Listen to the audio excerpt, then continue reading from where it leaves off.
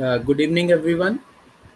This is Munish Kataria, and I'm playing a role of regional manager for Upper North for NJ Wealth. और हमारे सभी partners की behalf पे मैं हमारे सभी इन्वेस्टर्स को बहुत बहुत वेलकम करता हूँ एंड आई बिलीव कि आप सब लोग अपने घर में सुरक्षित हैं. आप और आपका परिवार everybody is safe and doing well. और यही मनोकामना करते हैं कि आप तंदुरुस्त रहें और एक अच्छी सेहत को एंजॉय करें. जैसा कि आप सब लोग जानते ही हैं, Saturday evening is a special day for all of us, जिसको हम डिजिटल सैटरडे स्कूल के तौर पे सेलिब्रेट करते हैं. और इसमें हम कोशिश करते हैं हर बार कुछ इस तरह का सेशन, कुछ इस तरह का टॉपिक ऑर्गेनाइज करने की, जिससे हमारे इन्वेस्टर्स की नॉलेज के अंदर कुछ ऐड ऑन हो, जिससे वो अपनी इन्वेस्टमेंट्स को और बेहतर वे में ना सिर्फ समझ पाएँ बल्कि उस इन्वेस्टमेंट को और बेहतर वे में मैनेज भी कर पाएँ. और लाइफ के हर पहलू में हमें बहुत कुछ सीखने को मिलता है, जिससे हम अपनी इन्वेस्टमेंट को भी कोरिलेट कर सकते हैं. ऐसा ही एक पहलू है yoga.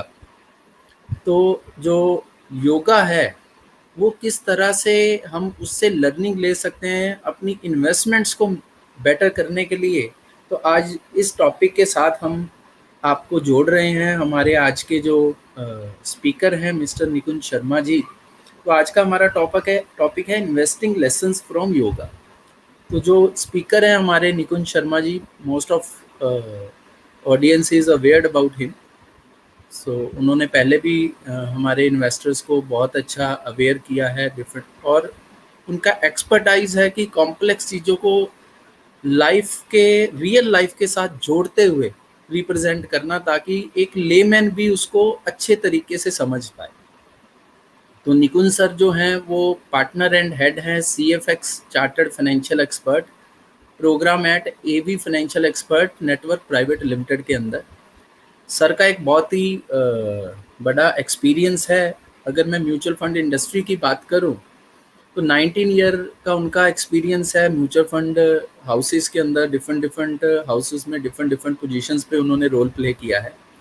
Now he has set up his own company, जिसके अंदर वो इन्वेस्टमेंट कोचिंग और बिजनेस कंसल्टेंसी एंड ट्रेनिंग के अंदर अपना करियर जो है वो परस्यू कर रहे हैं. वो इसके अलावा एक पोइट भी है, एक ऑथर भी है. उनका जो फर्स्ट बुक आया था वो जनवरी 2015 में आया था, द स्टॉक मार्केट मॉन्क, जो कि आपको मेजॉरिटी ऑफ जो लीडिंग ऑनलाइन बुक वेबसाइट्स हैं like as Amazon, Flipkart, you will find that book there. Without taking much of time, I would like to invite Nikunj sir, and so that he can take over this session. Thank you, Munish, and thank you very much for the generous introduction. And I hope जितने भी partners हमारे और उनके investors यहाँ मौजूद हैं, everybody is safe, and their family members are also very safe.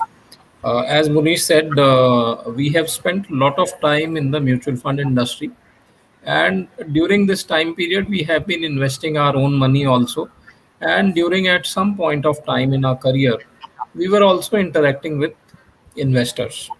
और मैं कुछ दिन पहले एक किताब कहीं पढ़ रहा था, उसमें एक बहुत बढ़िया बात लिखी है. He said कि we are human beings. When we are dealing with anything, हमारे शरीर के दो हिस्से काम में आते हैं उस चीज़ में, एक दिल और एक हमारा दिमाग. फॉर एग्जाम्पल मैं गाड़ी में बैठा हूँ और कोई छोटा सा बच्चा गाड़ी के दरवाजे पे आके नॉक करता है और मैं देखता हूँ उसकी हालत बहुत ही ख़राब है, मैं तुरंत जेब से 20-30 रुपए निकाल के उसको दे देता हूँ. कोई मुझसे डोनेशन मांगने आता है, मैं कहता हूँ यार बहुत अच्छे कॉज के लिए डोनेशन मांग रहे हैं, मैं 2 लाख रुपए का चेक साइन करके दे देता हूँ. मैंने अपना दिल यूज़ किया, यहाँ पर इमोशंस यूज़ हुए. मेरे इमोशंस को किसी ने अपील किया, मैंने उनको उठा के डोनेशन दे दी, भीख दे दी, या जो भी हम कहते हैं हेल्प कर दिया मैंने. दूसरा है, मैं बैंक में कहीं ऑफिसर हूँ, कोई मेरे से लोन लेने आया तो मैं उसको तुरंत कहता हूँ आप अपना 2-3 साल का जो सैलरी स्लिप है वो लेके आइए, आपका सिबिल स्कोर देखेंगे, आपका दूसरा डेट्स के साथ और क्या ट्रैक रिकॉर्ड है वो मैं देखूंगा। आपने कहा कि मेरा, आप किसी ऑफिस में काम करते हैं, किसी ने कहा सर मेरा प्रमोशन होना चाहिए, तो आप तुरंत उसका डेटा निकालते हैं, उसका परफॉर्मेंस का डेटा देखते हैं। कोई आपसे पूछता है कि भाई कौन सा म्यूचुअल फंड अच्छा स्कीम है, कहाँ मैं लगाऊं, आप अपने अगर एडवाइज़र को बोलते हैं तो एडवाइज़र तुरंत डेटा पे चला जाता है। अब यहाँ पर हम अपना दिमाग इस्तेमाल कर रहे हैं। लेकिन समस्या कहाँ पर आती है कि कई बार दिल और दिमाग में लड़ाई हो जाती है। दिल कुछ और कहता है, दिमाग कुछ और कहता है। बहुत सिंपल एग्जांपल दूंगा। 2020 मार्च, एक ही महीने में जो मार्केट था वो ऑलमोस्ट 10-12 हज़ार पॉइंट गिर गया। कोविड क्राइसिस का शुरुआत हुआ था। आई थिंक 23-24 मार्च के आसपास कुछ 600 केसेस पूरे हिंदुस्तान में थे और इंडेक्स घटकर लगभग 26,000 आ गया था। तो दिमाग ने काम करना बंद कर दिया, दिल शुरू हो गया। दिल क्या कह रहा था, ये एसआईपी को रोक दीजिए, इक्विटी में इन्वेस्टमेंट बंद कर दीजिए, ये तो अभी शुरुआत हुई है, 600 केसेस ही हैं, ये तो 6 करोड़ केस हो जाएंगे, 1 करोड़ हो जाएंगे, 2 करोड़ हो जाएंगे, पता नहीं मार्केट का क्या हो जाएगा। और लोगों ने धीरे धीरे, काफ़ी इन्वेस्टर्स ने मैंने देखा कि वो एसआईपीस को रोक दिया या डिसकंटिन्यू कर दिया। लेकिन जहां पर एडवाइजर इन्वॉल्व थे, एडवाइजर्स ने कहा कि सर रुक जाइए, ये एसआईपी हमने क्यों की थी, एसआईपी का करने का कारण ही यही था कि जब मार्केट्स गिरेंगी तो हम ज़्यादा यूनिट्स खरीदेंगे, इसलिए एसआईपी रोकना जो है वो ठीक नहीं है। अब 1-1.25 साल के बाद अगर आप डेटा देखते हैं, कोविड का जो नंबर है वो 2 करोड़ के ऊपर है, लेकिन इंडेक्स जो है वहां से डबल हो गया। 26,000 वाला इंडेक्स 52,000 हो गया। आज मुझे ज़्यादा डरना चाहिए बिकॉज नंबर ऑफ केसेस भी ज़्यादा है, लेकिन आज मुझे डर कम लग रहा है। एक वक्त था मुझे डर बहुत ज़्यादा लग रहा था। ये जो दिल और दिमाग की कश्मकश है, ये जो दिल और दिमाग की लड़ाई है, this is actually the reason behind success and failure of investors. Investment जो है ये टेक्निकल मामला है ही नहीं।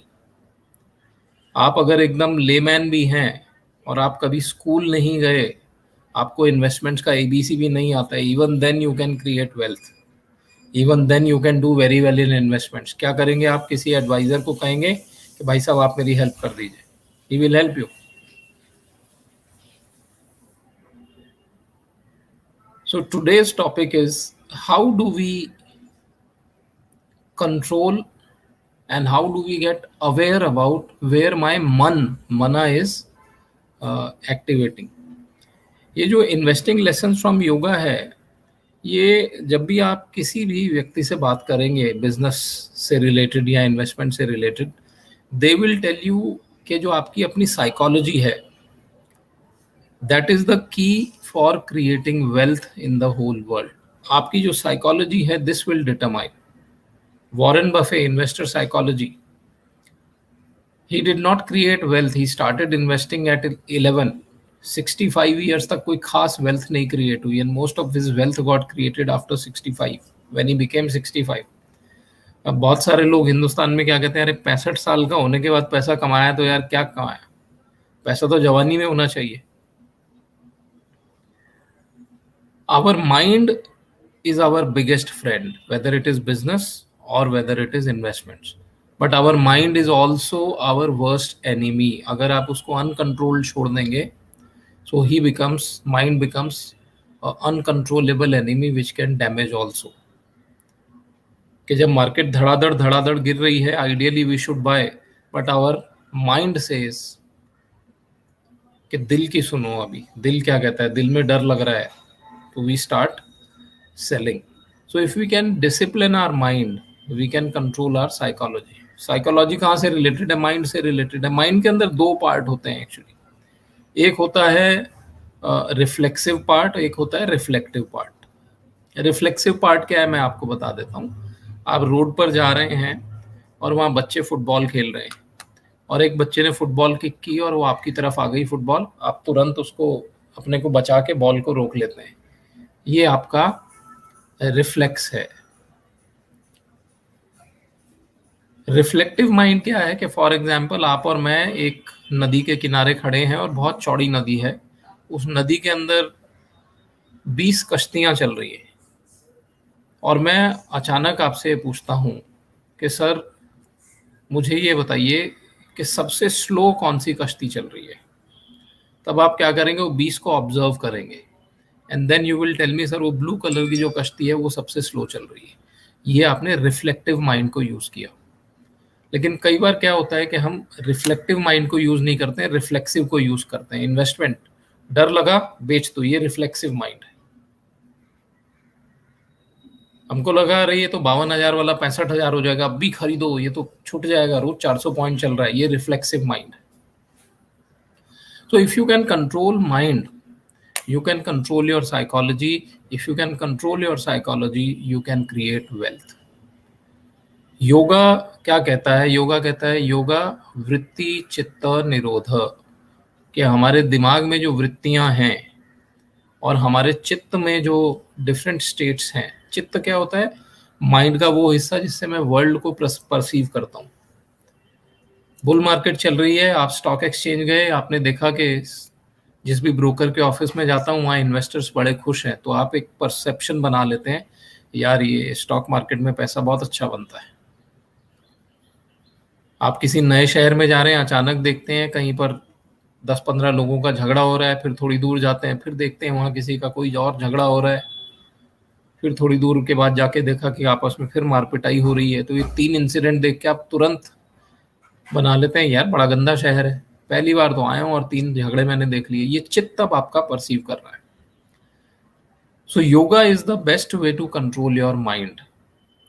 एंड योगा का जो जर्नी है, it is a journey of the self, through the self and to the self, के अपने आप को समझना। अगर आप अपने आप को समझ गए, अपने माइंड को समझ गए, तो आपने सब चीज को कंट्रोल करना सीख लिया। Everything, every answer is inside you. जो हम कहते हैं प्राणायाम, व्हाट इज प्राण? प्राण, वो श्वास को प्राण बोलते हैं। वो कहते हैं आप इसी को ऑब्जर्व कर लो, इसी पे फोकस कर लो, आपका योगा पूरा हो जाता है। तो योगा के क्या लेसन्स हैं और उनको हम इन्वेस्टमेंट से कैसे रिलेट करते हैं, मैं उस पर बात करूंगा। सबसे पहली चीज जो मैं आपको बताना चाहता हूँ, यूएस में एक इन्वेस्टिंग की फॉर्म है जिसको कहा जाता है यौगिक इन्वेस्टिंग। ये यौगिक इन्वेस्टिंग क्या है? Yoga plus investment. तो इनसाइट्स ऑफ योगा और अंडरस्टैंडिंग ऑफ इन्वेस्टमेंट, इन दोनों को आप मिला देते हैं तो इन दोनों से आपकी वेल्थ क्रिएशन होती है।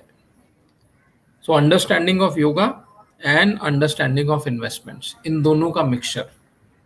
Now lot of people will say yoga has nothing to do with investment, but I tell you what it has to do. Yoga का मतलब क्या है? जो वर्ड है योग,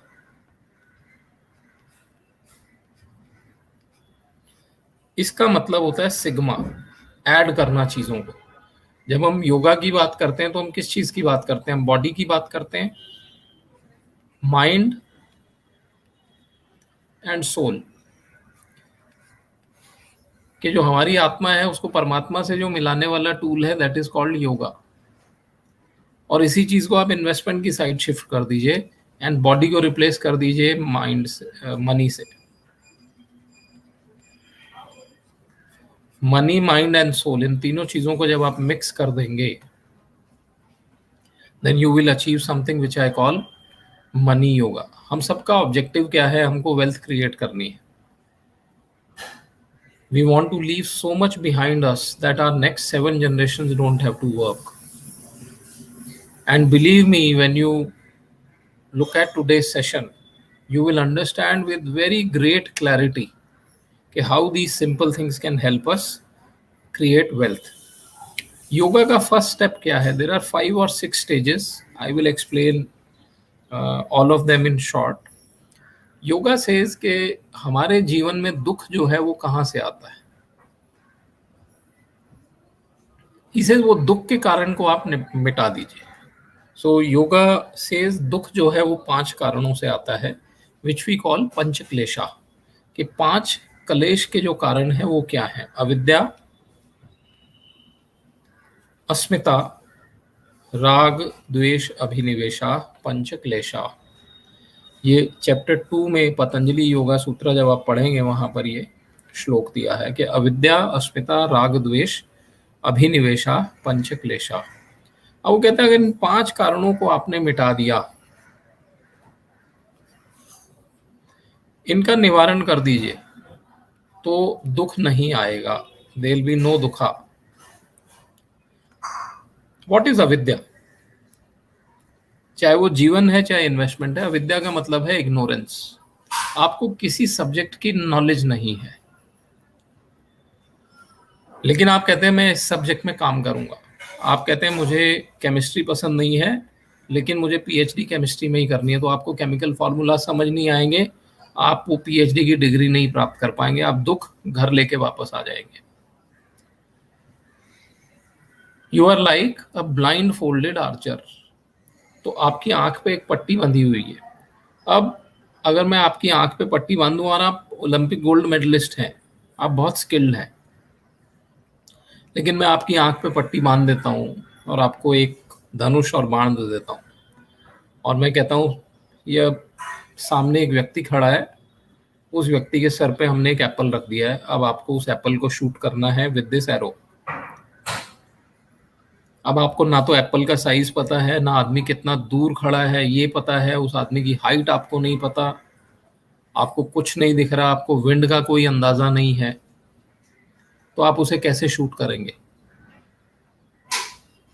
चांसेस आर कि यू विल या तो मिस कर देंगे एप्पल को, या आप हो सकता है एप्पल को हिट भी कर दें, या आप उस व्यक्ति को ही उस एरो से हिट कर दें, लेकिन आपके जो चांसेस हैं वो बहुत कम है। उस एप्पल को हिट करने के जो चांसेस हैं वो बहुत कम है। इसी तरीके से जो इन्वेस्टर हैं जो कि अविद्या से ग्रसित है, जिनको नॉलेज नहीं है, लेट्स से मेरे को म्यूचुअल फंड नहीं पता क्या होता है, मुझे नहीं पता इकोनॉमी कैसे काम करती है, मुझे नहीं पता डेट फंड क्या होता है, इक्विटी फंड क्या होता है, ये बैलेंस एडवांटेज फंड क्या है, अंदाजा है लेकिन मुझे इन डेप्थ नॉलेज नहीं है, लेकिन मैं जिद करता हूं नहीं मैं तो खुद ही इन्वेस्ट करूंगा पैसा। So what will happen? मैं कहीं ना कहीं नुकसान करके आऊंगा। सबसे कॉमन एग्जांपल आपको मैं देता हूं, जो लोग शेयर मार्केट में ट्रेडिंग करते हैं।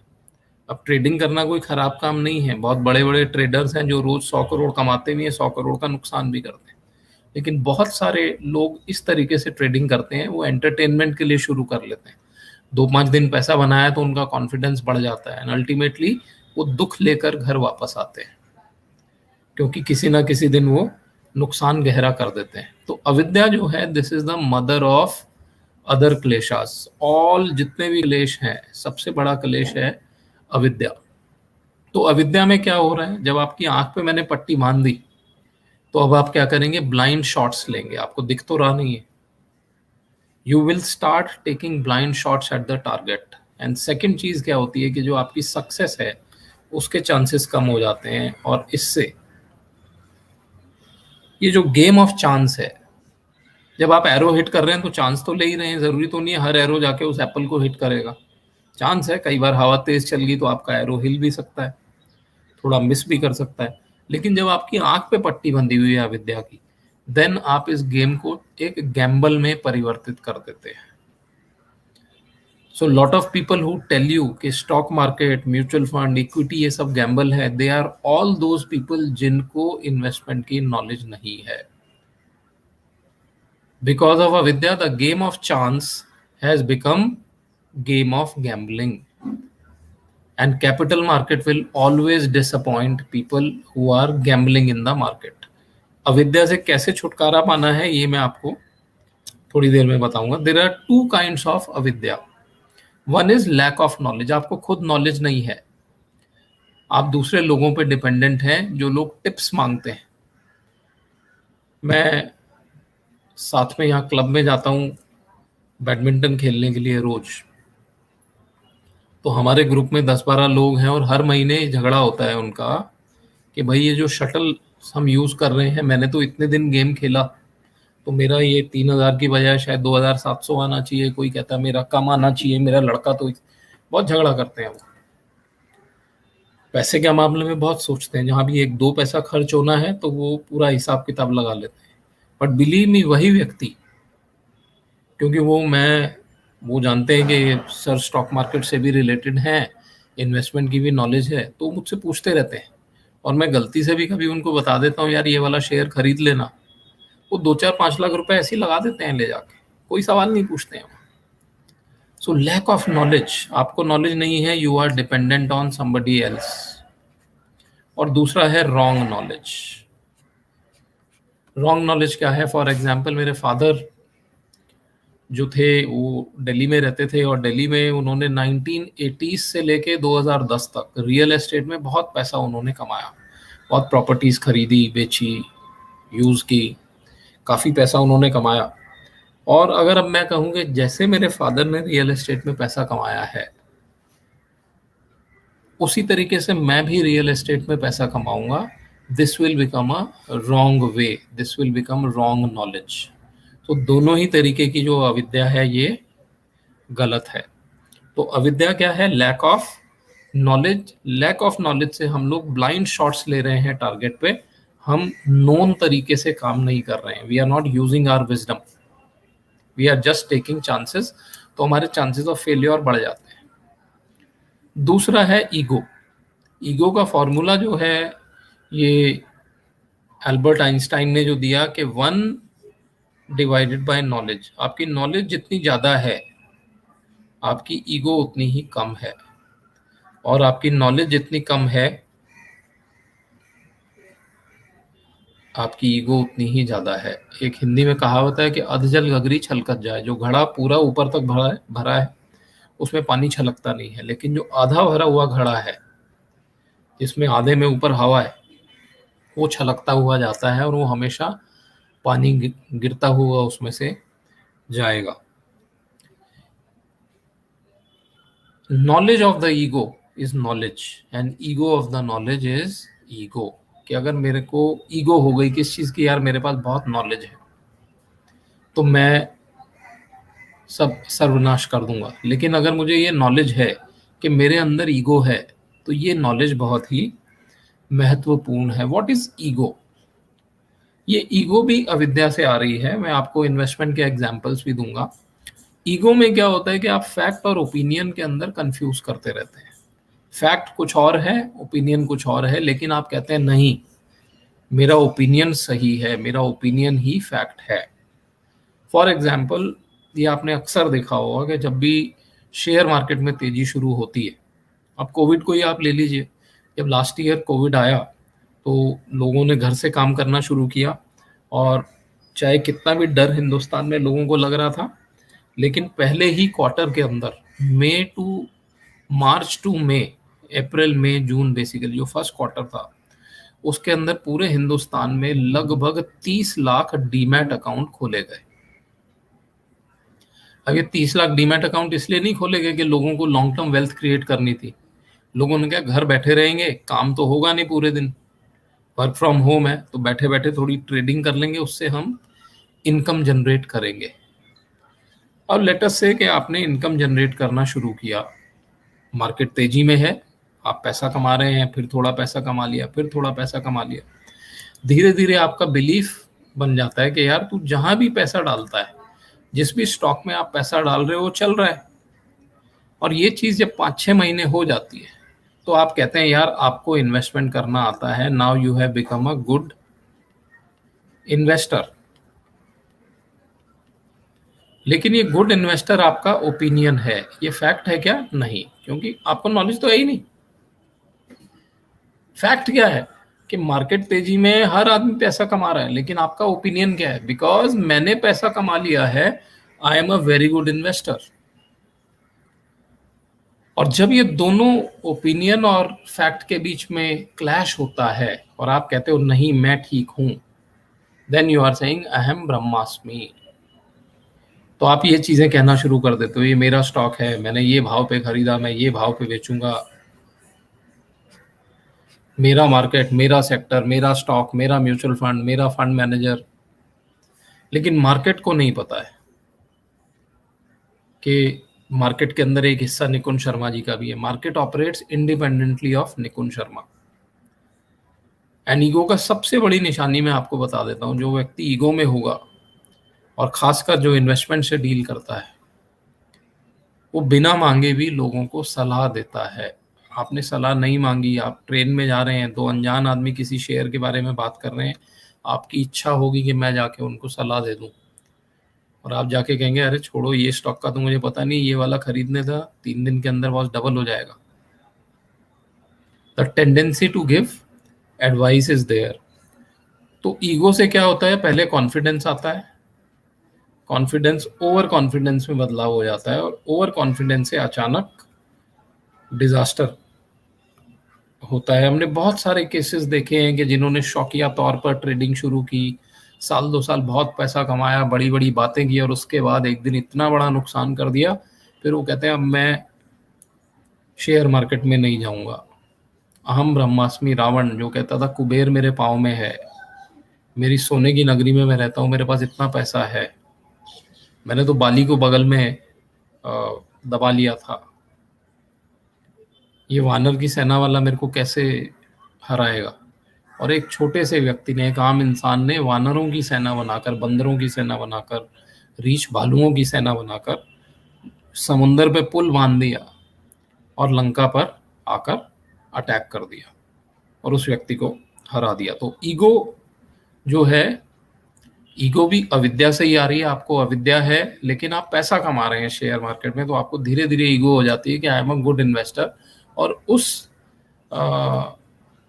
नशे के अंदर, उस इम्पैक्ट के अंदर आप कई बार एडवाइजर की बात सुनना भूल जाते हो। आप कहते हो यार तुमको क्या पता, मेरे को मालूम है, मैं 10 साल से इन्वेस्ट कर रहा हूँ, मैं 2 साल से इन्वेस्ट कर रहा हूँ। तो ईगो से भी हमारे जीवन में दुख आता है। कैसे ईगो को ठीक करना है मैं आपको बताऊंगा। तीसरा जो दुख का कारण है वो है राग। अविद्या, अस्मिता, राग, द्वेष, अभिनिवेशा, पंचक्लेशा। राग में क्या होता है, हम लोग अटैच हो जाते हैं। किस चीज से अटैच हो गए, यार ये म्यूचुअल फंड का पोर्टफोलियो मेरे पापा का है, इसको तो मैं हाथ नहीं लगाऊंगा, ये उनकी यादें हैं इसके। ये स्टॉक्स जो है ना हमारे दादाजी छोड़ के गए थे, वो कंपनी बंद हो गई लेकिन आप उस स्टॉक्स को पकड़ के बैठे हो। आपने कहा नहीं, ये तो मैंने 200 रुपए का खरीदा था, अब इसको मैं 30 रुपए में कैसे काट दूं, अटैचमेंट है मेरी, ये मेरा कमाऊ पूत है, ये शेयर में मेरा पैसा बनेगा, ये म्यूचुअल फंड में मेरा पैसा बनेगा। हवेली, कोई पुरानी जमीन है आपकी जहाँ पे कुछ नहीं उगता, बंजर जमीन है, वहाँ एक पुरानी हवेली खड़ी हुई है, उस हवेली का कोई किराया नहीं आता है, लेकिन आप कहते हैं इसमें मेरे पुरखों की याद है, इसलिए मैं इसको बेचूंगा नहीं, मैं इसको रिपेयर नहीं करूंगा। वो आपका एक पर्सनल डिसीजन है। लेकिन जब भी आप इन्वेस्टमेंट्स करते हैं, इन्वेस्टमेंट पे जो है, जो डिसीजन है वो मेरिट पे होता है, मेमोरी पे नहीं होता है। तो हम क्या करते हैं, जब हमारा दिमाग रागा से परेशान है तो हम पास्ट एक्सपीरियंस के बेसिस पे डिसीजंस लेना शुरू कर देते हैं कि ये स्टॉक ने ना मेरे को लास्ट बुल मार्केट में पैसा कमा के दिया था। अब किसी ने ये चीज दिल से लगा ली कि भाई 1998 99 में तो इन्फोटेक फंड्स ने बहुत पैसा कमा के दिया था, अब मैं 2003 में भी इन्फोटेक फंड्स में ही पैसा लगाऊंगा। अब 2003 में चल गए infrastructure funds, banking funds, diversified funds, लेकिन आप अटैच्ड हैं किससे, इन्फोटेक फंड से, क्योंकि मेमोरी आपकी ऐसा बोलती है। तो memory becomes more important than the merit, और इससे क्या होता है, हमारी अटैचमेंट हो जाती है किसी ना किसी चीज से, किसी स्टॉक पोर्टफोलियो से, किसी म्यूचुअल फंड पोर्टफोलियो से, किसी एसेट से, और बुल मार्केट में ये अटैचमेंट और डीप हो जाती है। आप कहते हैं यार रियल एस्टेट बस बहुत ही शानदार है, और बुल मार्केट रियल एस्टेट में चल रही है, और पापा 2-4 प्रॉपर्टीज आपके लिए छोड़ गए, आपके दिमाग में ऐसा आ जाएगा कि बस ये प्रॉपर्टी को तो मुझे हाथ लगाना ही नहीं है, ये म्यूचुअल फंड को मुझे हाथ नहीं लगाना है। बुल मार्केट में क्या होता है कि फेलियर जो है हमारे मास्क हो जाते हैं। आप जो मर्जी खरीद लिए, सब चीज चलती हैं। तो कोई आपसे पूछेगा यार आप स्टॉक्स कैसे चूज करते हैं, आप म्यूचुअल फंड कैसे चूज करते हैं, आप कहते हैं क्या चूज करना है बॉस, कुछ भी खरीद लो, इधर सब में पैसा बनता है।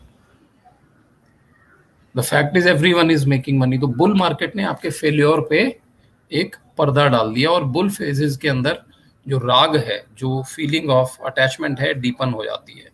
एक राइटर है एडम स्मिथ, उन्होंने कहा है बड़ी अच्छी बात, the stock does not know you own it. आपको तो मालूम है आप इस स्टॉक को ओन करते हैं, आपने तो दिल में प्यार बना रखा है यार, ये बस ये वाला स्टॉक जो है ना ये दादाजी छोड़ गए थे और ये मेरा स्टॉक है, लेकिन स्टॉक को नहीं पता है। सो जब आप रागा से ग्रस्त हैं तो आप कंपेल हो जाते हैं उस एसेट में टू स्टे इन्वेस्टेड।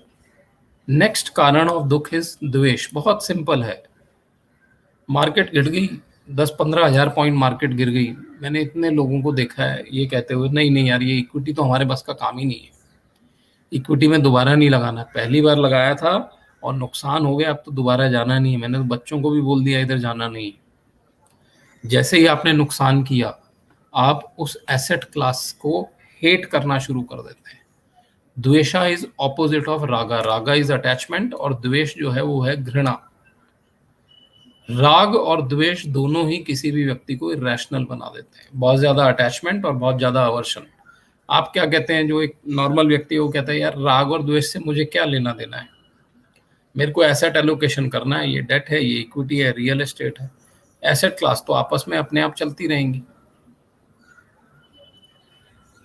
सो जब आप राग और द्वेष से प्रभावित हैं तो आपका माइंड जो है वो एक ऐसा हो जाता है जैसे पॉन्ड में किसी ने एक छोटा सा पत्थर फेंक दिया तो वहां से रिपल्स इफेक्ट, रिपल्स आने शुरू हो जाते हैं, और रिपल्स जब आते हैं तो आप कुछ भी क्लियरली नहीं देख पाते हैं। और पांचवा जो दुख का कारण है वो है अभिनिवेश, द फियर ऑफ लॉस। आप देखिए कि योगा में भी इस चीज की बात हुई है कि fear of loss, fear of loss is greater than desire of gain. अगर मैं कहूं कि सर आप जो हैं, दो रास्ते हैं घर पहुंचने के, आप किसी नई जगह गए हैं, आप कहते हैं यार दो रास्ते हैं जाने के, तो पहला रास्ता है सर ये रास्ता एकदम हाईवे है, बढ़िया लाइट जलती हैं, लेकिन उस रास्ते में दो टॉल आएंगे और थोड़ा लंबा रास्ता है, आपको 15 मिनट ज़्यादा लगेगा घर पहुंचने में और 100 रुपये आपका ऊपर से टॉल पे खर्च हो जाएगा। एक ये रास्ता है। और दूसरा रास्ता क्या है सर, कि दूसरा रास्ता शॉर्टकट है, थोड़ा गांव में से होके सड़क जाती है, कहीं कहीं बड़े खड्डे हैं और गाड़ी थोड़ा सा जो है वो वहां पर गांव में ना आदिवासी लोग हैं, वो गाड़ी को कई बार रोक के लूट भी लेते हैं व्यक्ति को। तो दूसरे रास्ते से आप जाते हो तो लेकिन आधा घंटा वहां से बचता है आपका टाइम का। आप क्या कहते हो यार ये दूसरे रास्ते से नहीं जाना है क्योंकि यहाँ तो नुकसान की संभावना बहुत ज्यादा है।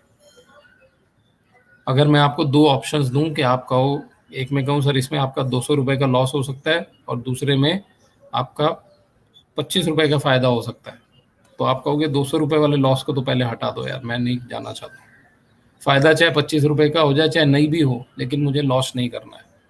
ये जो फियर ऑफ लॉस है इसको फियर ऑफ डेथ भी कहा गया है, कि लोग अपनी पुरानी आदतों को नहीं बदलते हैं। क्यों? कि मैं कुछ नया अपनाऊंगा तो लॉस हो जाएगा। आप लेटर से 20-25 साल से आप फिक्स डिपॉजिट में पैसा इन्वेस्ट कर रहे हैं, कभी लॉस नहीं किया। एफडी में तो बहुत कम लॉस होता है, कोई बैंक फेल हो गया, कोई कंपनी फेल होगी तब लॉस होगा, नहीं तो बहुत मुश्किल होता है। अब मैं आपको कहूं कि सर आपको म्यूचुअल फंड में लगाना है, यहाँ पे -15% भी हो सकता है, तो आप कहते हैं नहीं नहीं ये म्यूचुअल फंड में जाने की जरूरत नहीं है क्योंकि यहाँ मेरा नुकसान हो सकता है। Fear of loss, it keeps you away from equity. We fear that we will lose everything and that's why we avoid equity. Fear of loss is considered to be a major barrier to healthy investing. और अगर आपके दिमाग में fear of loss है तो आप कभी भी wealth create नहीं कर पाएंगे। A mind full of fear tends to get disturbed when non-linearity happens. Equity market जो है ये linear नहीं है। फिक्स डिपॉजिट का रिटर्न लीनियर है, एक सीधी लाइन में बढ़ेगा, 5 रुपए मिले, फिर 5 रुपए मिले, फिर 5 रुपए मिले, फिर 5 रुपए मिले, मिलते जाएंगे। लेकिन इक्विटी में क्या होता है, कभी 5 रुपए मिले, कभी 2 रुपए जेब से चले गए, कभी फिर 10 मिल गए, कभी फिर 5 जेब से चले गए, फिर 15 मिल गए। ये लीनियर उसमें नहीं चलता है। तो जब आपके दिमाग में फियर है तो आप ये नॉन लीनियरिटी को बर्दाश्त नहीं कर पाते हैं। अब मैं आपको बताता हूँ पांचों को दूर कैसे कर रहे हैं। अविद्या को कैसे दूर करना है। आपके पास नॉलेज नहीं है, you want to gain knowledge. Let us say आप चार्टर्ड अकाउंटेंट हैं या लेट से आप लॉयर हैं, आपके पास टाइम ही नहीं है इन्वेस्टमेंट्स के बारे में पढ़ने का, तो दो ही तरीका है, या तो आप खुद पोथी पत्रा लीजिए, सब इकोनॉमिक्स की किताबें उठाइए, इकोनॉमिक्स टाइम्स उठाइए, बैलेंस शीट उठाइए, खुद पढ़ना शुरू कर दीजिए। That is one way of doing it. Second, smarter way of doing it, आप कहते हैं यार मैं कपड़े का व्यापारी हूँ, मुझे कपड़े का धंधा समझ आता है, इन्वेस्टमेंट मेरे बस की बात नहीं है और हो भी तो मेरे पास टाइम नहीं है पढ़ने का, let me find a good mutual fund advisor जो मेरी हेल्प कर सकता है। तो एक है आप खुद पढ़ के अपनी अविद्या को दूर कीजिए, नॉलेज लेके आइए, और दूसरा है आप किसी समझदार व्यक्ति के थ्रू आप डील कर लीजिए। प्रॉपर्टी डीलर कैसे करते हैं आप जानकार प्रॉपर्टी डीलर के थ्रू क्यों जाते हैं? उसको 1% देना पड़ता है बीच में, आपको मालूम है 10 करोड़ की डील में 10 लाख भाई साहब को देने पड़ेंगे, फिर भी आप उसको लेके जाते हैं, क्यों? क्योंकि आपके पास समय नहीं है जाके वो कोर्ट कचहरी में कागज चेक कराने का, एक कागज ठीक है कि नहीं है। सो दो तरीके हैं, या तो आप खुद पढ़ाई कर लीजिए या आप एक एडवाइजर के थ्रू, दोनों ही केसेस में आपकी अविद्या दूर हो जाती है। सेकंड, अस्मिता को कैसे दूर रखना है? अस्मिता के अंदर क्या होता है, ईगो जो है ये बहुत ज्यादा ओवर पावर करती है। तो हमें क्या करना है कि हमें जब भी ओवर कॉन्फिडेंस आ रहा है, हमें अपने एडवाइजर को बताना है कि सर अब ये जो है मैं ज़्यादा ओवर कॉन्फिडेंट हो गया हूँ, ज़रा एक बार पोर्टफोलियो को देख लेते हैं, मेरा मन ये कह रहा है कि ऐसा करना चाहिए, बट मुझे ये भी लगता है कि ज़्यादा कुछ ओवर कॉन्फिडेंस हो रहा है। सेकंड, कभी भी अपनी शॉर्ट टर्म परफॉर्मेंस के बारे में ब्रैगिंग नहीं करें, कहीं भी आप पब्लिकली म्यूचुअल फंड्स स्टॉक्स की बात ही नहीं करें। थर्ड, फैक्ट फाइंडिंग मोड, कि हमेशा ये देखिए कि किसी ने आपको एक म्यूचुअल फंड एडवाइस किया, उस म्यूचुअल फंड में रिटर्न क्यों आया, किस कारण से रिटर्न आया, कि उस म्यूचुअल फंड में जो 10 कंपनीज के स्टॉक्स थे इन्होंने अच्छा किया, क्यों अच्छा किया, उन कंपनीज के एक्सपोर्ट बढ़े या उनको कोई लोकल डोमेस्टिक मार्केट से कोई ऑर्डर मिल गया या किस तरीके से इनकम बढ़ी। जब आप फैक्ट फाइंडिंग करते जाएंगे तो आप ईगो से दूर हो जाएंगे, फिर आप ये नहीं कहेंगे अरे मैंने खरीदा था बॉस, मेरे को मालूम था ये बढ़ने वाला है, फिर आप क्या कहेंगे, नहीं भाई ये जो इन्फोसिस का स्टॉक है लास्ट क्वार्टर में मैनेजमेंट ने बहुत अच्छा काम किया, इनको 10 ओवरसीज कॉन्ट्रैक्ट मिले, वहां से इनकी अर्निंग बढ़ी है और उसकी वजह से इसका स्टॉक प्राइस बढ़ा और उसकी वजह से मेरे म्यूचुअल फंड में इसका प्राइस बढ़ा। And investigate till you find the truth, जितना आप ट्रुथ के नजदीक आ जाएंगे उतना ज्यादा आप ईगो से दूर हो जाएंगे और एक इन्वेस्टमेंट स्टाइल आप अपना बना लें। वो क्या होता है, एक आपने फाइनेंशियल प्लान बनाया कि ये मेरा फाइनेंशियल प्लान है, ये मेरे फाइनेंशियल गोल्स हैं, इस गोल को प्राप्त करने के लिए इतना इक्विटी चाहिए, इतना डेट चाहिए, इस गोल को प्राप्त करने के लिए स्मॉल कैप चाहिए, मिड कैप चाहिए, your advisor will tell you and stick to that investment plan.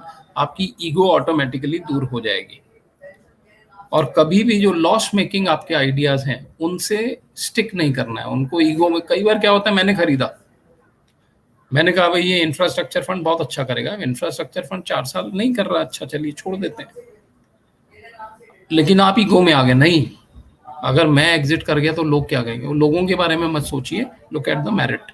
Keeping raga at bay बहुत सिंपल है, डाइवर्सिफाई कर दीजिए, किसी भी एक एसेट क्लास से मुझे अटैच नहीं होना है, मैं इक्विटी में भी रहूंगा, मैं डेट में भी रहूंगा, मेरे पास कुछ रियल एसेट्स भी रहेंगे जिनको हम गोल्ड और रियल एस्टेट बोलते हैं, इन तीनों में कितना पैसा मुझे लगाना है, किसी भी एसेट क्लास में 100% मत लगाइए, कितना पैसा लगाना है वो एसेट एलोकेशन का जो प्रोसेस है वो आपको बताएगा, आपका रागा इससे दूर हो जाता है।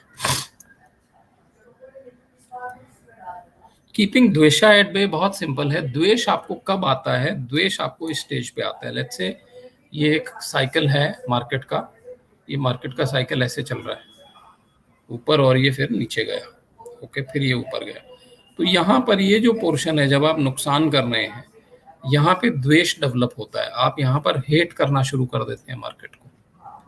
तो आपको क्या करना है, द्वेष का सिंपल तरीका मैं आपको बताता हूँ, जब भी आप इक्विटी में इन्वेस्ट करते हैं या तो एसआईपी कीजिए या एसटीपी कीजिए, आपके पास लमसम पैसा पड़ा हुआ है उसको सिस्टमेटिकली ट्रांसफर कर दीजिए, वन टाइम मत डालिए।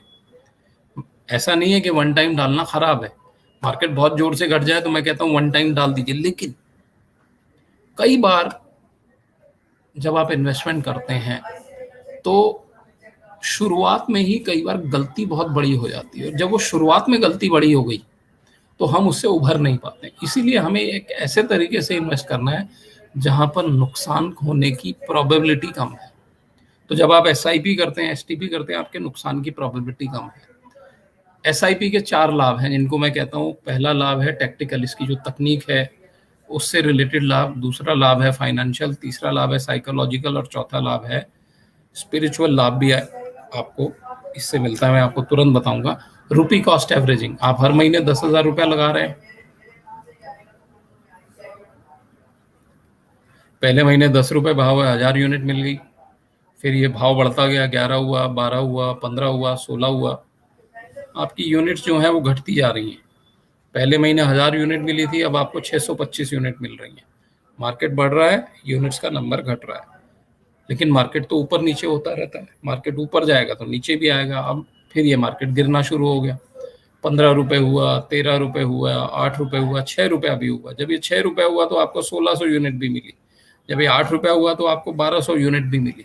तो जहां पहले आपको कम यूनिट मिल रही थी, अब आपको ज्यादा यूनिट भी मिल रही है। लेकिन ये क्यों मिल रही है? क्योंकि आप तेजी और मंदी दोनों के अंदर इन्वेस्टेड हो। अगर मंदी में आप घबरा के बाहर आ गए तो एवरेज नहीं हो पाएगा। बहुत सारे इन्वेस्टर्स ये मिस्टेक करते हैं कि वो तेजी में तो इन्वेस्टेड रहते हैं क्योंकि सब कुछ बढ़िया दिख रहा है, खुशहाल दिख रहा है, लेकिन जब मंदा आता है, जब हिम्मत दिखाने का समय है, तब वो SIPs को कहते नहीं, बंद नहीं करना है, थोड़े दिन रोक लेते हैं। थोड़े दिन आपने रोक लिया, उसके बाद मार्केट चलना शुरू हो जाएगा तो आपको वापस महंगा मिलना शुरू हो जाता है। This is called rupee cost averaging. दूसरा मैं आपको बताता हूँ फाइनेंशियल बेनिफिट इसका क्या है।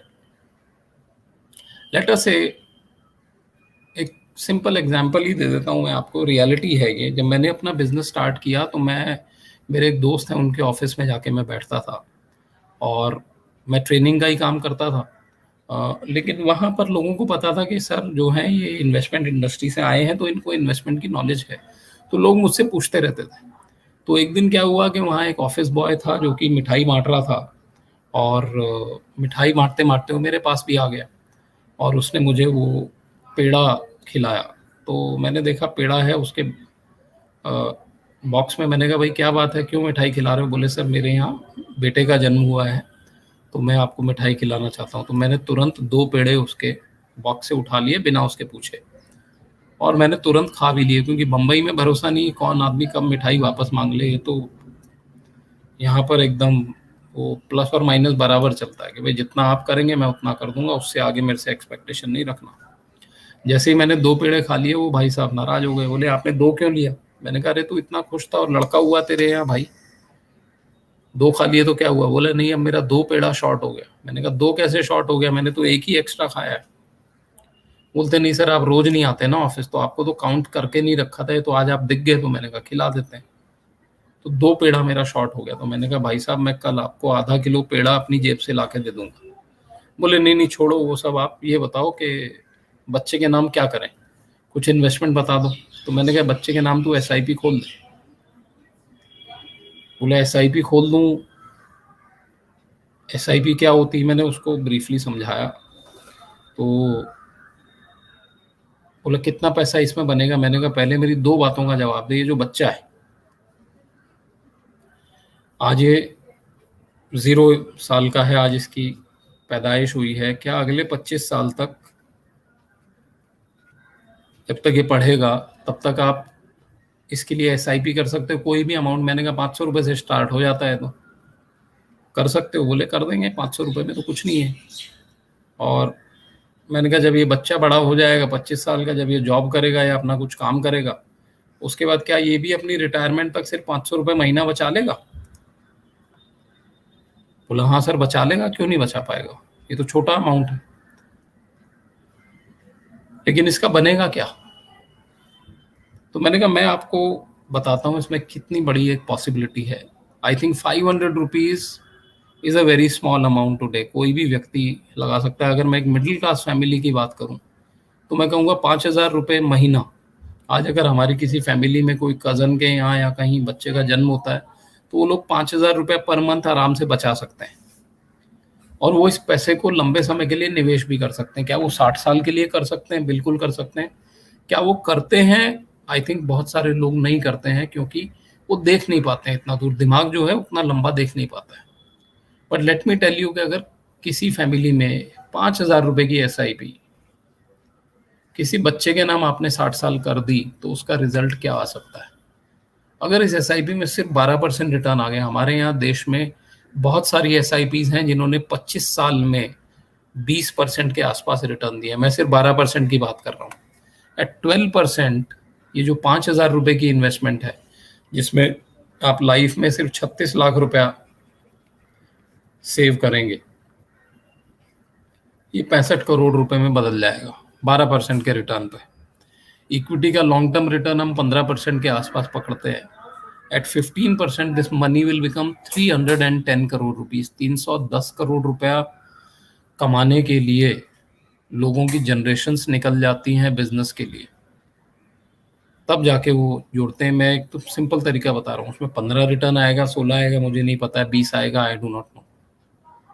और इसी पैसे पे थोड़ा सा अगर मैं एग्रेसिव रिटर्न अज्यूम करता हूँ, बिकॉज हमको मालूम नहीं है कितना रिटर्न आएगा, at 17% this money will become 890 crore rupees.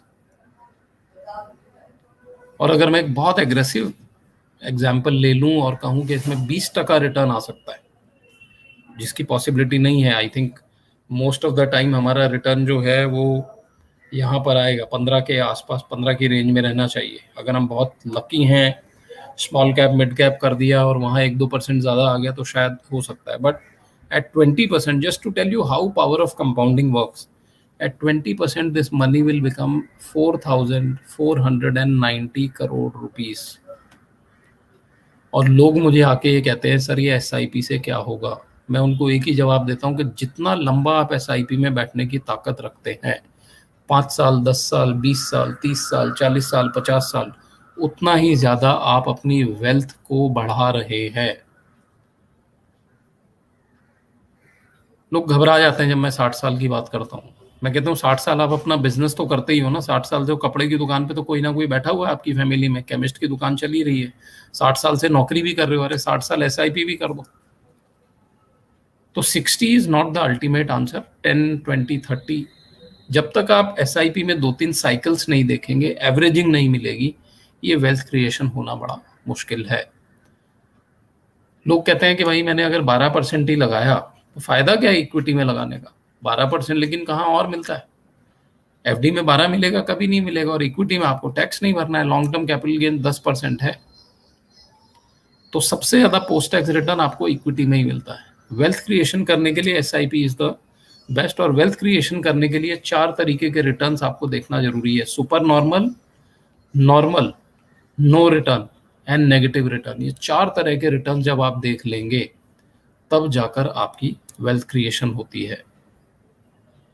और SIP का जो तीसरा बेनिफिट है, जो मैंने आपको बताया, साइकोलॉजिकल बेनिफिट, वो क्या है कि जब आप छोटा छोटा अमाउंट मार्केट में लगा रहे हैं, आपका बड़ा एक्सपोजर नहीं है, और मार्केट जोर से घट जाता है, तो आप घबराते नहीं है, यू स्टे पुट देयर।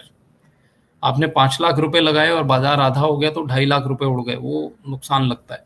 लेकिन अगर आप 5-5, 10-10 हजार रुपए करके महीना लगा रहे हैं, तो कभी भी एक मुश्त आपको बहुत ज्यादा लॉस नहीं होगा। तो psychologically you will be very stable. And चौथा लाभ है इसका, जो मैंने बताया था आपको, स्पिरिचुअल लाभ। SIP आपसे वही करवाती है जो गीता में लिखा है, कर्म करवाती है आपसे। कर्मण्यवाधिका रस्ते माँ फलेषु कदाचन माँ कर्म फल हेतुर्भु माते संगस्त विकर्मणि। कि हे अर्जुन, कर्म कर, फल पे तो तेरा अधिकार ही नहीं है। आपने बच्चे के लिए SIP की तो कर्म पापा कर रहे हैं, फल बच्चे को मिलेगा। बिटिया के लिए की तो कर्म आपने किया, बेनिफिट बिटिया को मिलता है। ये चारों लाभ SIP के हैं, और द्वेष को भी दूर कर देती है। And how do you keep अभिनिवेशा at bay? Fear of loss को दूर करने के लिए योगा ने 2 चीजें बताई हैं, और मैं उनको इक्विटी से रिलेट कर दूंगा। पहला है अनित्य भावना। योगा क्या कहता है? आप ये मान लें कि वर्ल्ड में अनित्य भावना है। अनित्य भावना क्या कहती है? अनित्य, जो हर रोज नहीं हो रहा है, जो बदलाव हो रहा है। वर्ल्ड बदलता रहता है। 50 साल पहले जब आपका जन्म हुआ था तो आप बहुत छोटे थे, आपका वजन भी कम था, फिर आप जवान हो गए, फिर आप मिडिल एज्ड हो गए, फिर आप बूढ़े हो जाएंगे, और एक दिन हमारी स्वर्गवास हो जाएगा। जीवन बदल रहा है, उसको हमने एक्सेप्ट कर लिया है। इसी तरह मार्केट भी बदलता रहता है। कभी किसी कंपनी का प्रॉफिट अच्छा है, कभी किसी का कम हो गया, कभी किसी का भाव तेज है, कभी किसी का।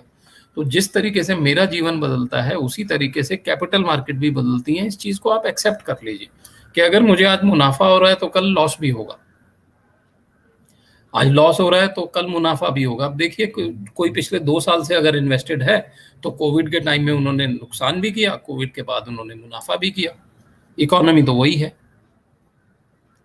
और दूसरा है प्रतिपक्ष भावना। प्रतिपक्ष भावना क्या कहती है कि हर चीज के दो पहलू हैं। आपकी एनएवी 10 रुपए, लेटस से 10 रुपए का भाव है और ये घट के हो गया 8 रुपए, तो इसको देखने के दो तरीके हैं कि एक, मेरा 20% का नुकसान हो गया कि 8 रुपए वाली 10 रुपए वाली 8 रुपए रहेगी, और दूसरा देखने का क्या तरीका है कि अगले महीने जब मैं यूनिट्स खरीदूंगा तो वो मुझे 20% चीपर मिल रही हैं।